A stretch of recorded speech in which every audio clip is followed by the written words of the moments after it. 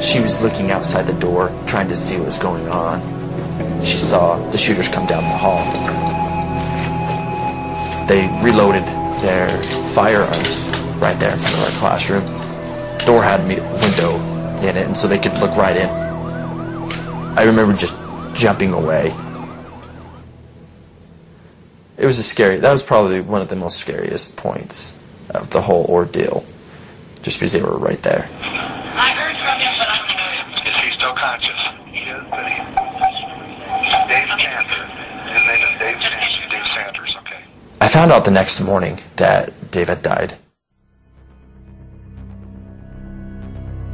It came as a big shock, because I thought we could take him out and he could go get operated on and start the recovery process. I guess it broke my heart to think that he did die, because I tried my best.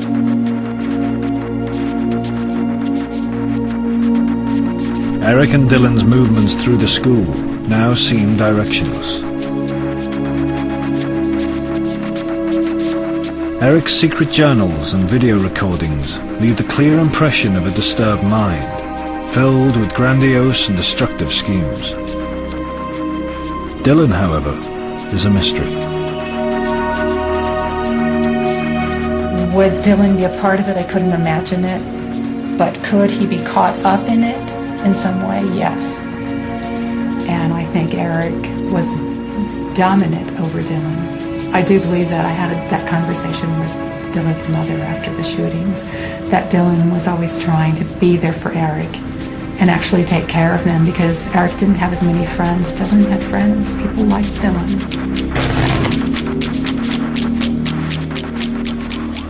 Eric tries to detonate one of the 20-pound propane bombs in the cafeteria. It is, perhaps, his first suicide bid during the attack. Get pretty radioactive. In the months before, Eric had been prescribed an antidepressant drug called Zoloft, which is commonly used to treat obsessive-compulsive disorder. But his condition just seemed to get worse.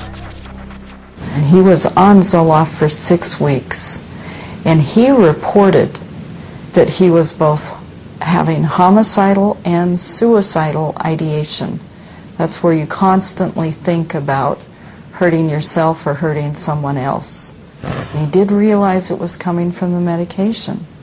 And so did the doctors. They took him off the medication.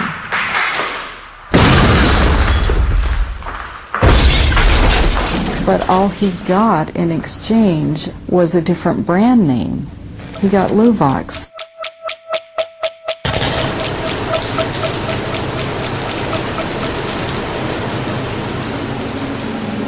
At Eric Harris's autopsy, therapeutic quantities of Luvox were discovered in his bloodstream.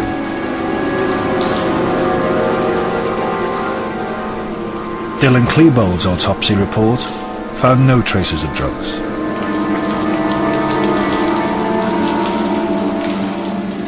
Was Eric's medication one further element in the Columbine tragedy? Or was it an underlying psychiatric condition that the drugs were supposed to treat?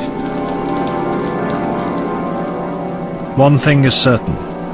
When Eric's father heard of the shooting, he immediately thought it could be his son.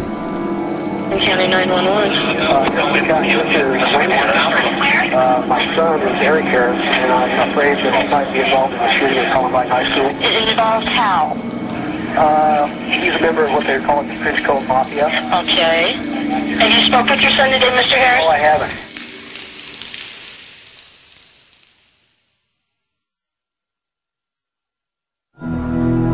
In the 3 years before Columbine, there had been 10 incidents of American teenagers carrying out gun attacks on their school.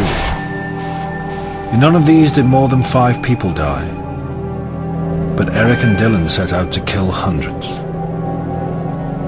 Every aspect of their lives has been examined in the search for a single cause that explains how they could carry out a massacre with such premeditation and cold ruthlessness. But perhaps the answer is that there is no single cause.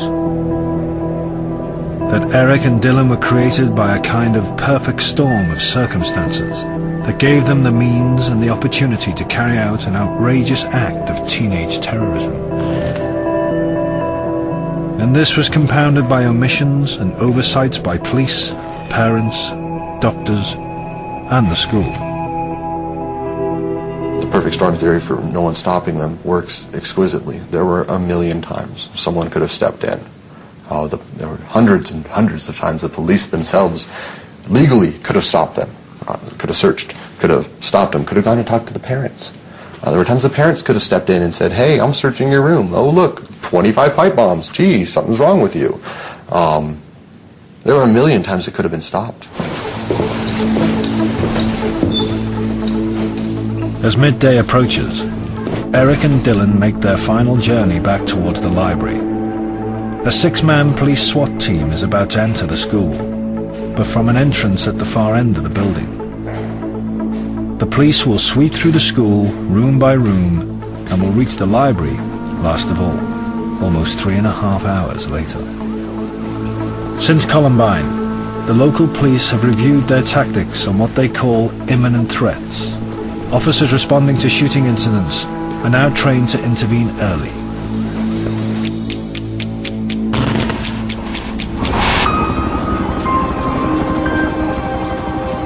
Eric and Dylan arrive back at the library door. The terrible sights of death are shrouded in thick smoke.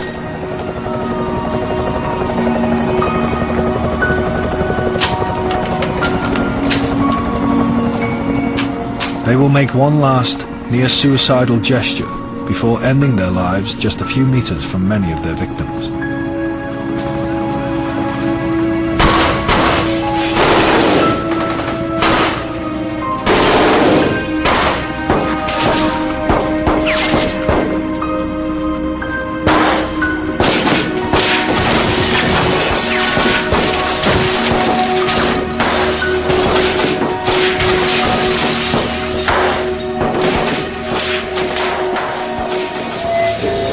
In hindsight, Eric and Dylan's own home-recorded videotapes carry a fearful warning.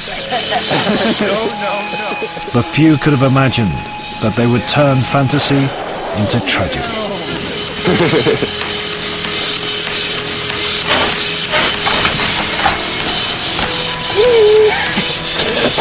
No, you goddamn piece of punk-ass shit!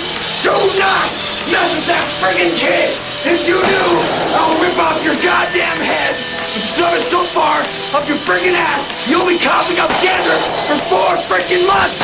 I don't care what you say. If you ever touch him again, I will frickin' kill you. I'm gonna pull out a goddamn shotgun and blow your damn head off. Do you understand, you little worthless piece of crap? Entry exit. I mean, that's fucking